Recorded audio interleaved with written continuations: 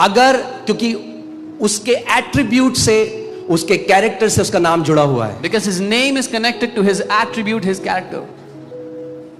Okay, so अगर परमेश्वर आज चंगा नहीं करता, So if God does not heal today, तो उसको नाम चेंज करना Then he पड़ेगा. has आप to सोच change सकते his हो मैं name. मार्केट में जा रहा हूँ, कोई मुझे मिले और मेरा नाम पुकारे और मैं कहूँ नहीं वो नाम था मेरा, चेंज कर दिया मैंने 20 साल. imagine I go to the market, somebody calls out my name, I said, no, that's not my name anymore, that used to be my name. क्योंकि आपके नाम के साथ आपकी आइडेंटिटी जुड़ी है. Because your identity is connected अरे to वो your name. परमेश्वर कैसा अपना नाम बदल सकता है? उस नाम में ही तो हमें उद्धार मिला है. How can that God change his name? We've got salvation in that name. Bible कहती है स्वर्ग के नीचे और पृथ्वी के ऊपर और कोई नाम नहीं दिया गया The Bible says there's no other name under the heavens and on the earth जिसके द्वारा हम उद्धार पा सके. by which mankind can be saved. सो ये कहना कि परमेश्वर आज चंगा नहीं करता, ये कहना है कि परमेश्वर ने अपना नाम बदल दिया. So to say that God does not heal today is to say that God has changed his name.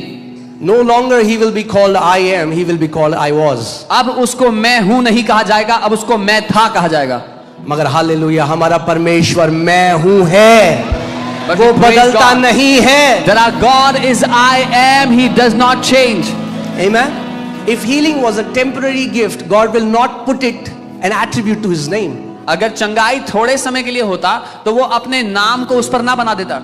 Okay, so Malachi 3:6 says, I the Lord change not. Malachi 3:6 वचन कहता है मैं यहोवा बदलता नहीं हूं. मैंने किसी को मैं मिला, एक भाई को जो विश्वासी था, I met a और वो कह brother रहे who was a क्योंकि believer. आज अब मेडिकल साइंस इतनी ज्यादा एडवांस हो गई है, इसीलिए परमेश्वर अब चंगाई नहीं करता. And he said because medical science is so advanced now, that is why God does not heal anymore. That's the stupidest argument I've ever heard. ये सबसे बेवकूफी भरा आर्गुमेंट है जो मैंने आज तक सुना लाइफ में.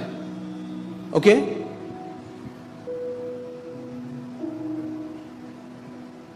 our God is a God who changes not. हमारा परमेश्वर वो है जो कभी नहीं बदलता.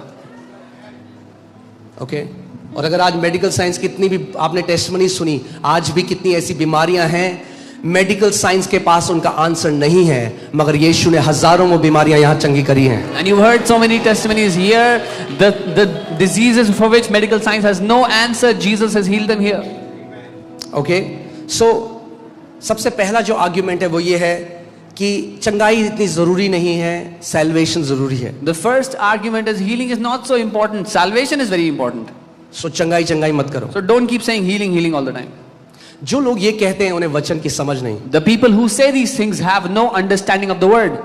ओके, शायद वो यीशु की मिनिस्ट्री को भी डिस्क्रेडिट कर देते हैं. Maybe they would have discredited the ministry of Jesus also. Because the central theme of the ministry of Jesus was healing the sick. क्योंकि यीशु की सेवकाई में प्राथमिकता जो थी वो बीमारों को चंगा करना पे थी. ओके, आपकी अटेंशन है यहाँ पे? Is your attention here? मैंने आपको क्या कहा?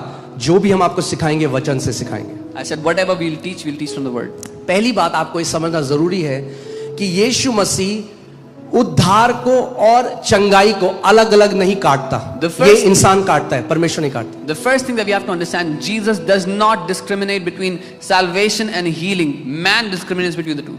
ओके, अगर आप बाइबल में देखो, वही शब्द जो पापों की क्षमा के लिए इस्तेमाल हुआ है, वही शब्द चंगाई के लिए भी इस्तेमाल हुआ है, जो शब्द है सोजो. If you look at the Bible, the same word is used for salvation